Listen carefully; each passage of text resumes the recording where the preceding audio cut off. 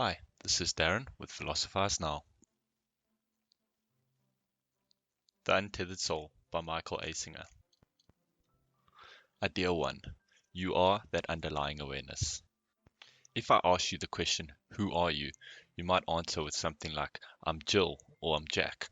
But that is a very simple answer, and it's not the true reflection of who you are. We want a much deeper look into who you actually are. Let's do a thought experiment to find out which parts of ourselves are essential to our existence. I want you to close your eyes and imagine you're in a room with a bunch of people and a piano.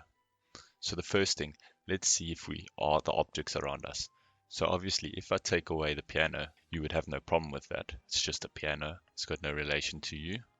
If I take away other people, you should be fine with that too. You'd be like, I don't mind being alone every now and then. Okay, so let's take away all outside objects.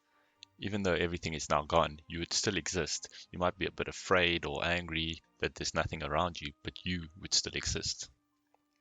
Okay, so what about if I take away your name? Well, most people would be fine with that. It's just a name anyway. You could change your name and you'd still be the same person. Okay, so we know we're nothing outside ourselves. So let's look inside. First, let's look at your emotions.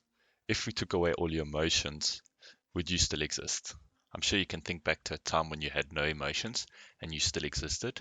And also the act that you can feel the emotion means there's someone that's feeling it.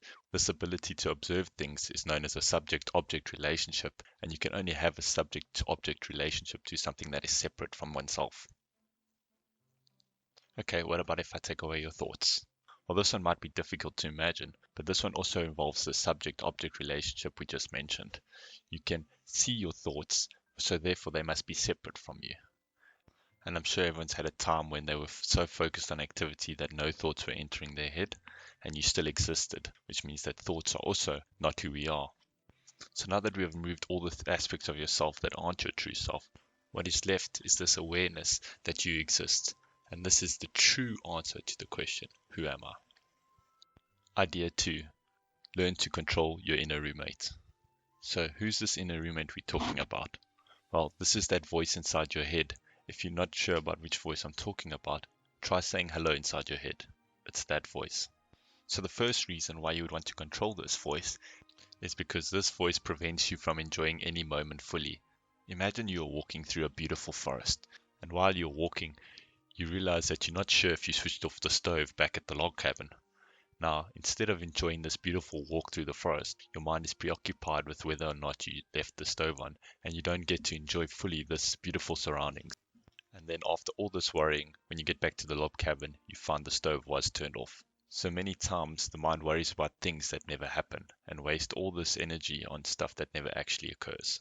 So this is why you need to be able to control your thoughts so that you can fully enjoy those special moments, but also be able to think when you need it.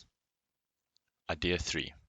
It is impossible to control the outside world, so focus on controlling your inner world. So this is Tom. He goes for a walk one day and falls, and a big thorn gets stuck inside his arm. This thorn causes a lot of pain when Tom does certain things. So he has two options here. Option 1 would be to remove the thorn, and then he could carry on with his life as he pleases. Option 2, which is what most people do, is to adjust their whole life around this pain and avoid any situations which create this pain. The thorn in this example represents our emotions. For example, loneliness. People will design their whole life around preventing this emotion arising. By always being with friends or out in places where other people are, they design their whole life around avoiding the feeling of loneliness.